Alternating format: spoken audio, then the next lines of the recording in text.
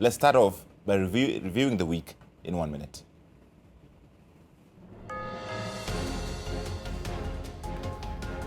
Last time we invested in a railway system is actually exactly 122 years ago. Today, 45 million of us, together with our neighbors, celebrate a milestone in our country's history. The idea was coined by the Grand Coalition government. We are the ones who started the negotiations. We're the ones who negotiated the Chinese government and signed the contract at that time. So it is not a Jubilee project. They say failure is an orphan. Success has many fathers. There are many who dreamed about this facility. There are others who thought about it. There are many who planned about it. But it is the Jubilee government under your administration that has made this a reality. That is on the standard gauge railway, which officially opened. Today we're going to be talking about that and the Jubilee record over the last 4 years. I'm joined by a distinguished panel. I should start with Dr Gakuru. It's great to see you again. Thank you. He is running for governor in the great county of Nyeri. Yeah. And you're also founding director of Vision 2030 Delivery Board. So appreciate you being here tonight. On my right is Professor Anyang Nyong'o back on the show, running for the great county of Kisumu. Governor, how's the campaign going? That is correct. Going on very well, actually. Going very well. I need you there. You need I come from the neighboring county, and he obviously is somebody that we rely on greatly to explain these times. Also joining us for the first time on the show, Onyango, oloo, former Secretary General of TNA. You ran on an ODM ticket in Kisumu. Yes, I did. And did not win. I didn't succeed. But you did not quit the party. No, I wouldn't think of quitting. That's a good thing. No. Thank you for being here tonight as well. First of all, Dr. Gakuru. Yeah. We just had Raila Odinga, the former Prime Minister, say that this was not a Jubilee project. It was a grand coalition project. Yeah. Your views? Well, I was there in the Vision 2030 when we designed the enabling aspects of the vision, and infrastructure development was one of them. And the Prime Minister, former Prime Minister, was actually there. And I think also His Excellency the President today acknowledged that the project is a project of 45 million people. Quite a bit of concurrence there. So you don't think this should be a subject of discussion? Oh, I think we should discuss and celebrate, because as Kenyans, all of us, from Karachuonyo to Karatina, my home, one of my towns in Nyeri, we are very excited to have this kind of project come on board, because it's going to help the whole lot of us. Yeah. Professor Nyong'o, your reaction to this officially launching today and the President arriving and making a very big deal about the SGR as a Jubilee project? Well, I think the President is right to make a big deal about it. If I was in the President, I would do so. I mean, to get the credit and to try and add some kudos. I mean, that's politics. I don't begrudge the President trying to make a big deal about it. Of course, the history of the project is known, as my friend says. And the PM was right, Honorable Raila Odinga. In fact, the idea of building a standard gauge railway started much earlier. When I was Minister for Planning and National Development, in our manifesto, NAC manifesto, Democracy and Popular Empowerment, we had envisaged a standard gauge railway from Mombasa to Malaba into Uganda. In fact, a double carriageway going up and down, like in the Western world. And I remember there was a German railway builder who came here after I had visited Germany. And I even took him out to State House to demonstrate to the President that they could do it. And we went to Kisumu, we did the same thing. So it's a dream that has been there and an aspiration that was there from the NAC government, which of course was realized in the coalition government when we signed the agreement with China and actually signed a contract, to believe you me. The only difference is that when the Jubilee government came into government, they did away with that contract, signed a new one with the same company, but at higher price. And the question that the economist David D has always been raising, okay, we've gotten a standard gauge relay, but at what cost? what are we going to do with the standard gauge railway that is too expensive? Another thing that I have exception to, I see the locomotives. You know, those locomotives are going out of fashion, really. If you look at modern locomotives, they are psychedelic. They go like this, so that they have least resistance from the air. They are the things of the future. But we seem to be buying from the Chinese locomotives they're dumping. We should go into the historical museums of locomotives. That's my only misgiving about this thing, that we seem to have regressed, and we seem to have spent too much money bringing it only up to Nairobi and Naivasha rather than going all the way that we had planned. That's unfortunate, but in the meantime, let us celebrate with what we have. A bird in hand is better than two in the bush. Okay, and that's the thing that keeps coming up, Onyango, right? About the cost, that this has been delivered, but at what cost? Yes. Surely, I think Professor has put it correctly, and so has Dr. here put it clearly. We seem to concentrate on non-issues here. The way to run a government effectively is that when there are viable programs that were probably put in place by the previous government, it is not fair for the citizens who pay taxes that you abandon those projects simply because they were put in place by the previous government. So we must accept in all honesty that the SGR was never a Jubilee conceived project. This was a project, as Professor puts it, that was conceptualized during the NAC period in governance, and it could have been implemented, or it was implemented during the Jubilee government. The question that is critical, and you put it very succinctly, at what cost?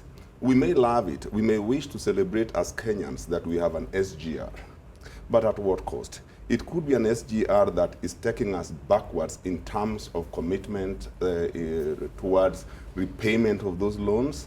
It could be a project that has been brought into place, but it is so costly that it affects other aspects of development in the country. So Kenyans are perfectly in order to question and interrogate the procurement process of this SGR program, the cost and comparative cost where other places in which it has taken.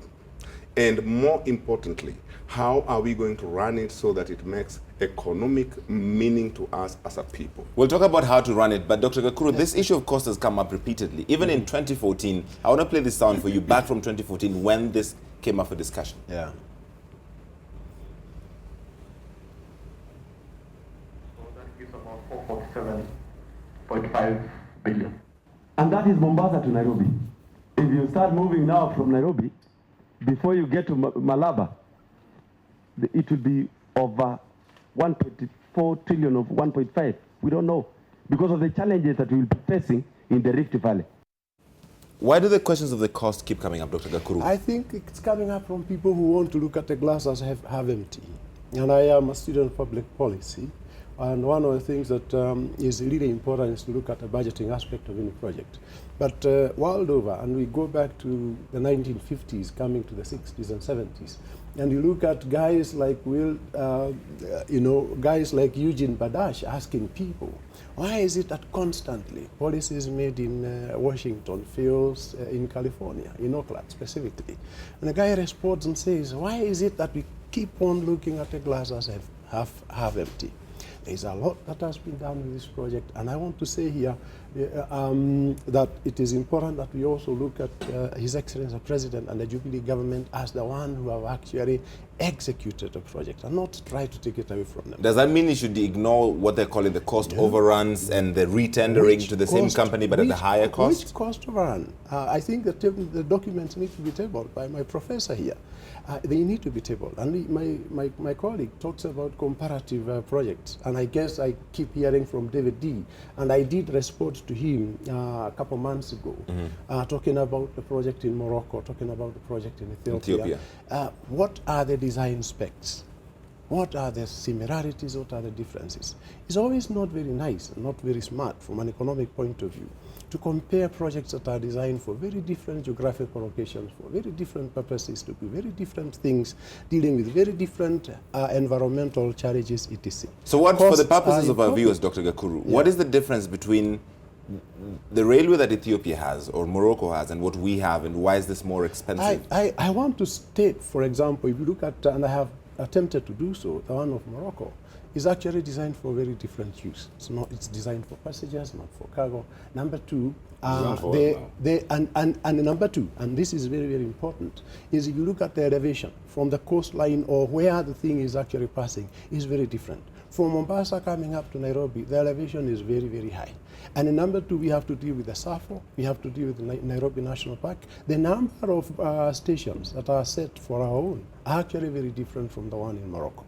So if you compare that project with our project, you're comparing lemons with oranges, which then leads to a very different conclusion. No, I don't want really to split hairs with my friend Gakuru. I think the truth of the pudding is in eating it. Let the railway start operating. It's already started operating. Let's run it for 1 year. Let's see what that internal rate of return are. And then we can then know what we're talking about. I think splitting hairs doesn't help. I think David Diaz raised valid issues and questions that the government should look at. The government should just say, look, we borrowed so much money and we built a railway line. What are the returns to this country? Could we have done otherwise? The government can ask themselves then, look, the Moroccans have built a bullet train. In future, even if you're carrying cargo or carrying passengers, fast-moving trains are better than slow trains because they are economic. And also, if you look at the future, what kind of spare parts are we going to get? What kind of wagons are we going to get? Trains of the future are going to look like? Like what? Because we're building this railway and these trains not for the next 10 years, but as you know, as a lunatic trainers, has shown us, for a century. So I think we must be future-oriented. So personally, I would not spend too much time haggling with my friend about the cost and defending whether it is not cost. And I would just say, well, take David D seriously. Let us run it for 1 year, see what the returns are, see how it performs, and see what the Tanzanians are getting from their central line up to Kigali. But they're going from down there in Dar es Salaam to Kigali is not going to be much shorter than going from Mombasa to Kigali. Those are just facts. So once we do that, and then we will have a much more sensible debate. But now I think, of course, my friend will be defensive and do this, but I don't want to spend splitting hairs. Just say, look, points have been made and they're valid. Right. Let's look at them. Let's go into practice. Let's see what happens. And then we shall judge whether the Jubilee government, by borrowing so much and padding the thing, the kickbacks and so on, did the right thing. I mean, that's what we say. We'll talk about that as well as the borrowing and whether that's sustainable or not when we come back. I have to sneak in a really quick break right now on Sidebar. In a moment, hopefully, we'll be joined also by Jubilee Secretary General Raphael Tuju. We have plenty more to discuss on Sidebar. Don't go too far.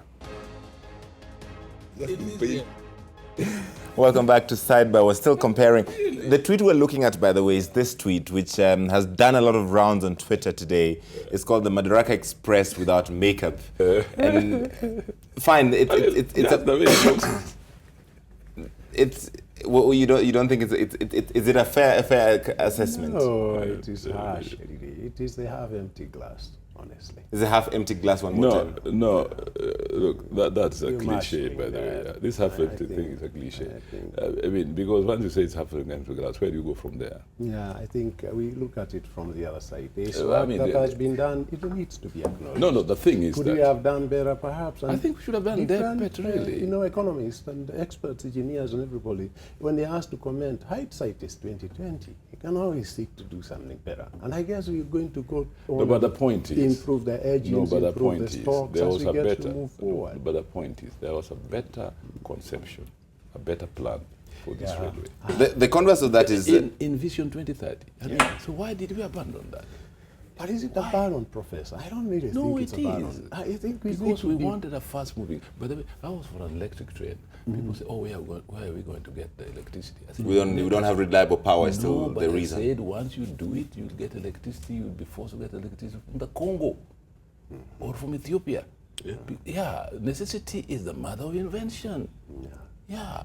Right. I'm imagining that is a good base, and we're going to move forward and continuously improve it. That's what they call continual improvement. Mutedi SK says, tell Prof to reduce the PhD syndrome, pull him down. No, that's silly.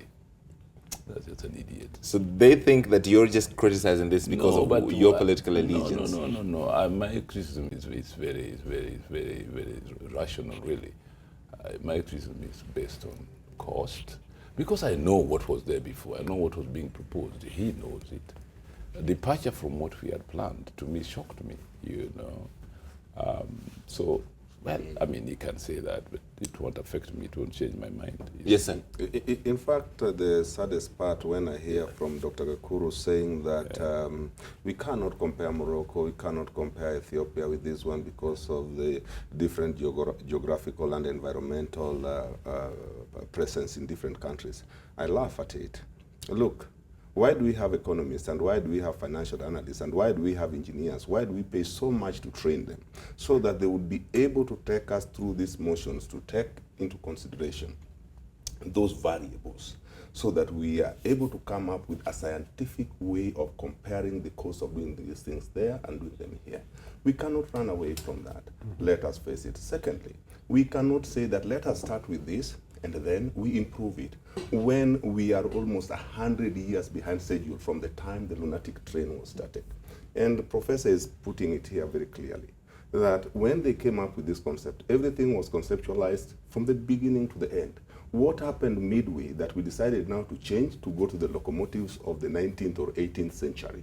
Surely, someone is not doing things the right way, and we cannot wait until we see these things fail, when we could offer very positive critique to ensure that the way forward is that things are implemented for the benefit of Kenyans and everyone who pays taxes in this country. Dr. Gakuru, before you answer, the reason why this keeps coming up is because of the age of the locomotives. The reason why this SGR without makeup tweet has done so well is because people kind of are drawing parallels between that aged locomotive and what's the nice new ones that have arrived today. Yeah. So that criticism exists. Well, and yes, of course, they keep coming up. I just wish it was constructive criticism. And there are 3 points I want to make. Yes. Number one, and for my brother Onyango, I think the first thing you got to do, we compare economies and we compare things that are done in different parts of the country and different parts of the world. But when we start to compare economies, for example, in terms of living standards, we adjust currencies of different economies to what we call purchasing power parity, so that you can compare like we like. Because a dollar in Kenya, for example, buys you far less than what a dollar in Ethiopia would buy you. Right. So you got to make the adjustments. So taking the typological and environmental realities of our project and adjusting it so that you can compare it with Morocco, you've got to do that. If you don't do that, then I go back to my argument. You're comparing an orange with a lemon. And I think that really is important for us to do. What about comparing with Tanzania? Then what we then get to do, I think, Larry, is that we have done a project. And that project has come all the way up to Nairobi.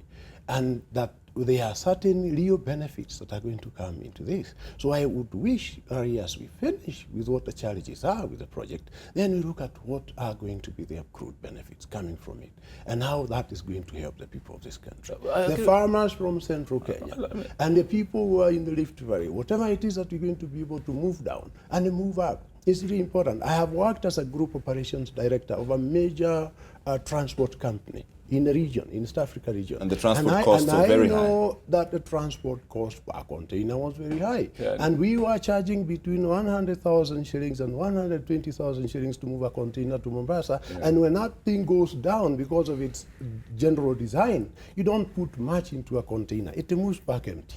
What we are seeing is a situation where the train is going to come up and go down with produce. I agree with Gakuru, by the way. If we don't look at the benefits and we just look at the problems of this project, Gakuru, then we're not really being fair and not really no proper economic analysis of what's going on. There we agree, really. We are not contesting that.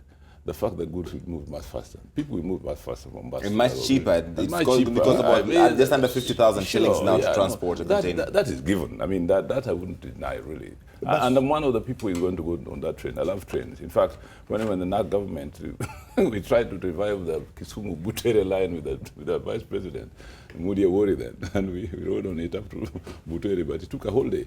But that's... This one is doing 4 hours to Mombasa. So I'll board the train. I mean, I'll use it. I'll use it. I know it will be better than going on the road, in this dangerous road where the accidents are so many. I'll also know that it's cheaper than going by air, comparatively. Those are given. Those are the benefits of bringing. Having said that, Gakuru, now as intellectuals and scholars, then we sit back and say, could we have done better? Why did we depart from the Vision 2030? Why did we leave for what coalition government had prepared and not use it?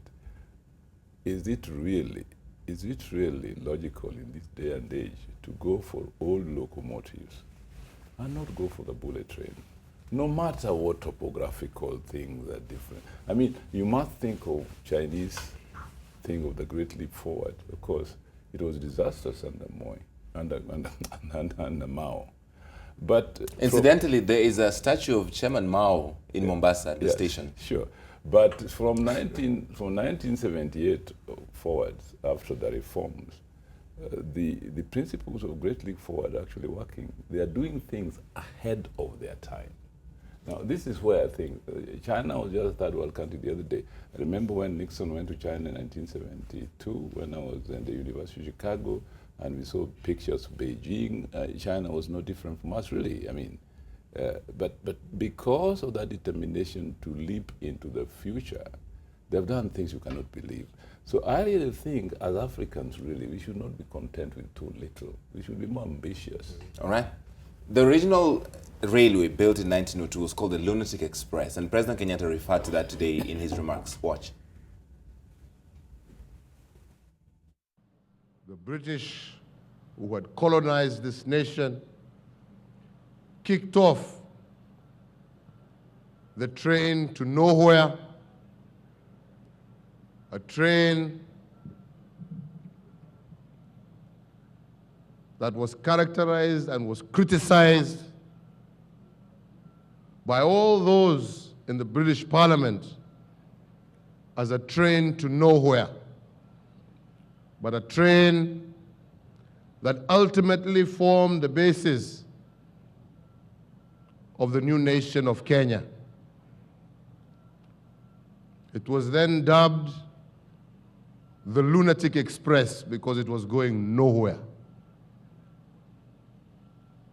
Today, 122 years later, despite again a lot of criticism, we now celebrate not the Lunatic Express, but the Madaraka Express.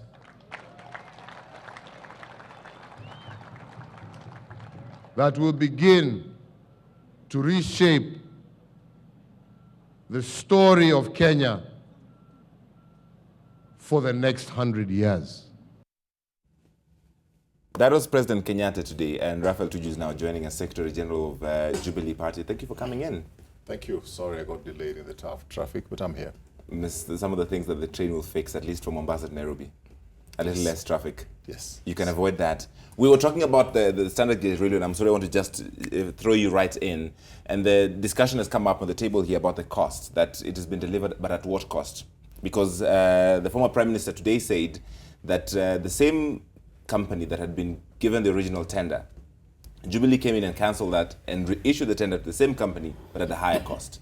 Well, I think it's fantastic that you bring this up. It depends on what you choose to believe. In the first place, if you compare this with the Ethiopian cost and what we've got for it. For example, in Ethiopia, they have 18 stations. In Kenya, we have 33. If somebody is not able to work out that 33 stations will cost more than 18 stations, I'm sorry for them, I can't help them.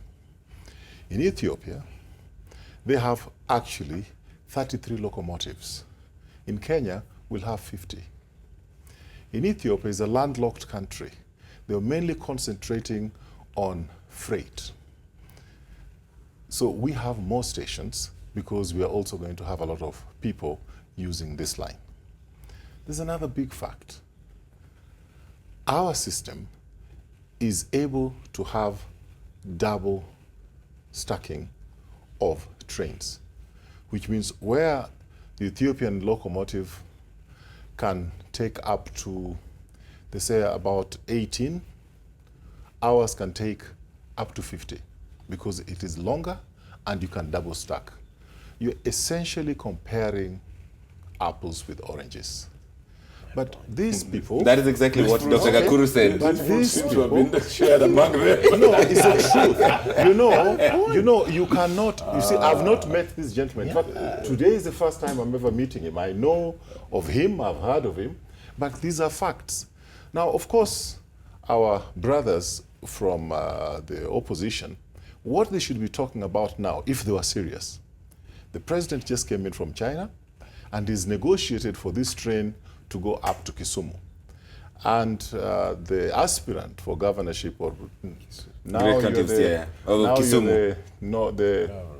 The candidate, yes, for the great town of Kisumu, where I also happen to have come from, he should be finding out when is this train going to come to Kisumu? When is this line going to come to Kisumu? How can Kisumu people benefit from it? Will it, what are the things that we can be exporting to that place? But they're completely engaged in a most useless discussion. Yeah. I'm really not able to comprehend. Really. Really quickly, I have to go to break. Onyango, before going. Rafa, I wish you had been here to have listened to what we said before. Because I think he's made a substantive point. It's completely out of the argument. If you remember what we were discussing with Dr. Gakuru here, we are saying those variables should be put into the table so that we know how much is the cost here under this one, taking into consideration the variables he has talked about.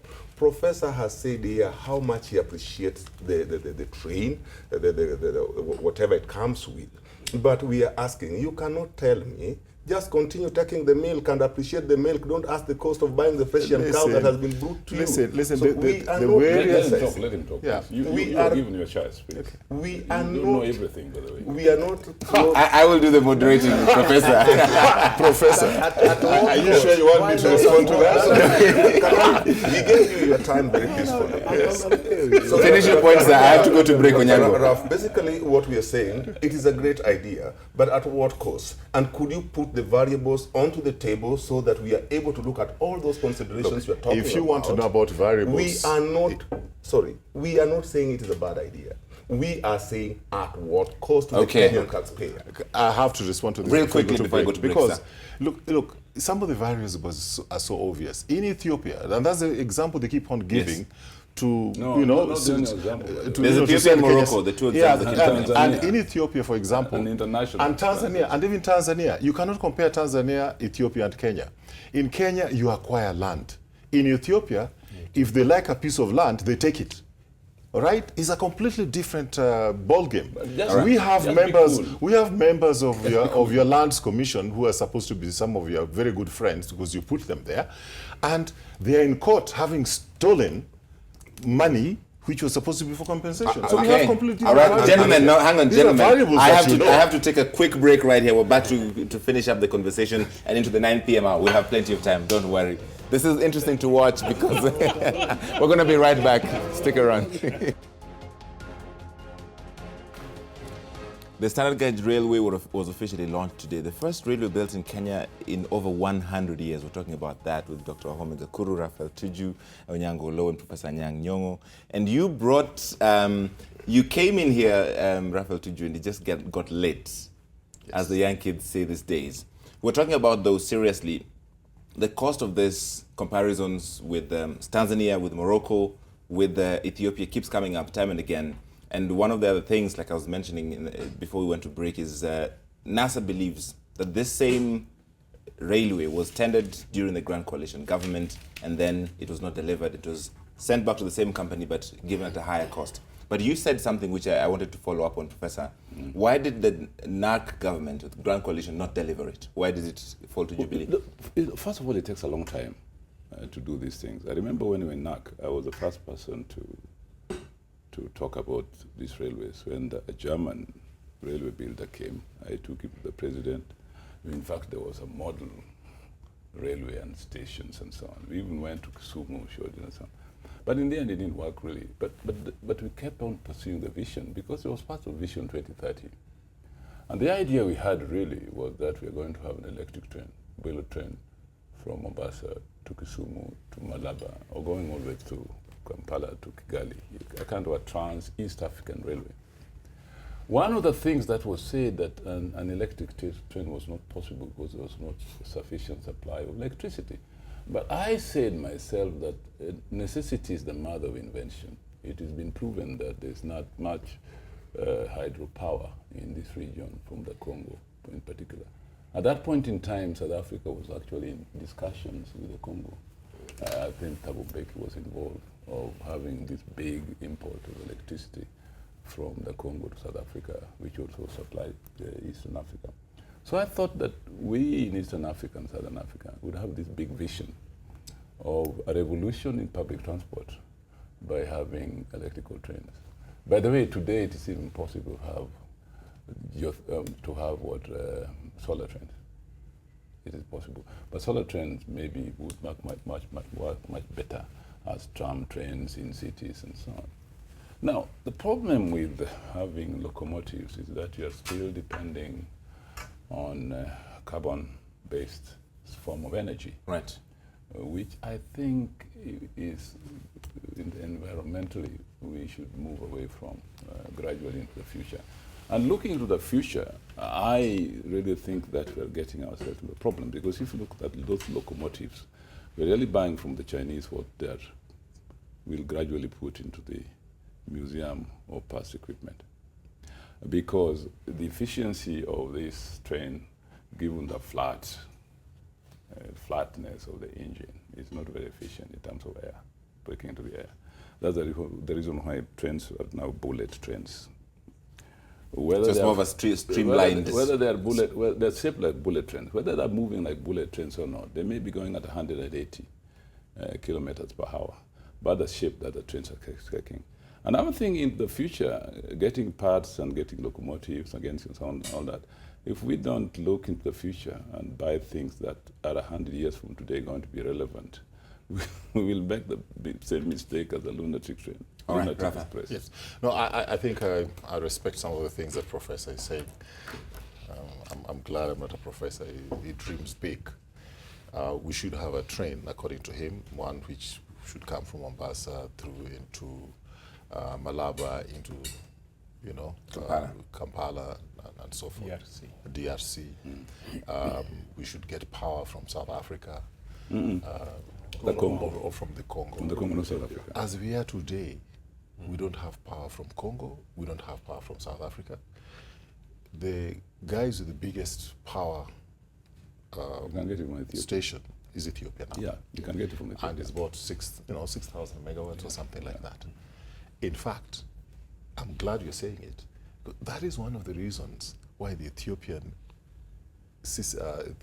train is working out cheaper in some respects. Not all, in some respects. Because they have this huge power capacity, which we don't have. So for somebody to start arguing that we should have had an electric train instead of the locomotives that we're having is like saying that, we should have had,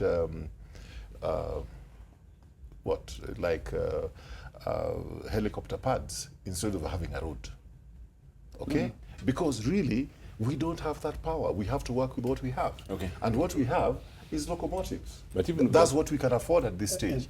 The good thing about the standard gauge railway is that you can always upgrade to an electric if you want.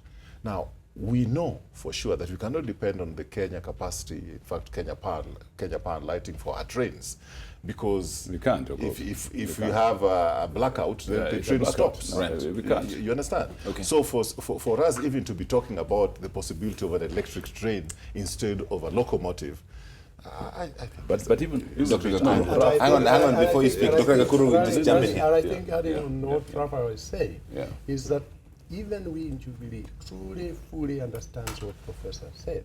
But the practicality of the issues today is that we have to provide what we've provided. In the future, when that energy source is available, when we are able to talk to our brothers in Uganda and Tanzania and Rwanda and DRC Congo, who really are not at peace, so as to speak, we can then move in that direction. But until that is then done, we are not going to sit back and wait for all of these guys to come in line for us to do that wonderful project. Let me put in a word. I think our brothers are getting it wrong. The other day, I was in Jubilee. I just left it the day. So let me put it clearly. We cannot say that we cannot plan because we do not have the facilities. Then we will not have the facilities because we did not plan. So what am I saying? We cannot say that we cannot plan for an electric train because we do not have power. The other day, we started planning that, when I was in Jubilee at least, that we are going to connect a given number of Kenyans by the end of 5 years with electricity. We didn't have that electricity, but because it was a commitment in the manifesto, it behoved us to ensure that electricity was generated enough to meet the pledges and promises we made to Kenyans.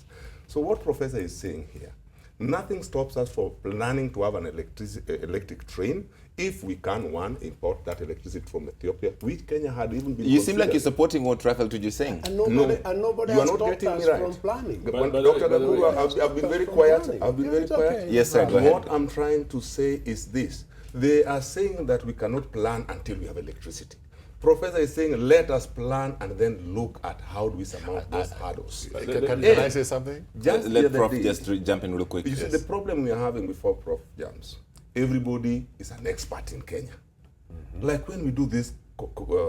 Are you an expert in trains yourself? I am not an expert. When we do these costing variations, if you remember what I was saying originally, we need the expert economists, the engineers here to come and give us the actual costing. Rather than Onyango, the lawyer, or Raf himself coming with figures here, then basically we are all missing it. Well, all right. You should have had your figures. You should have had your figures. I have to close really quickly. But I have to say this.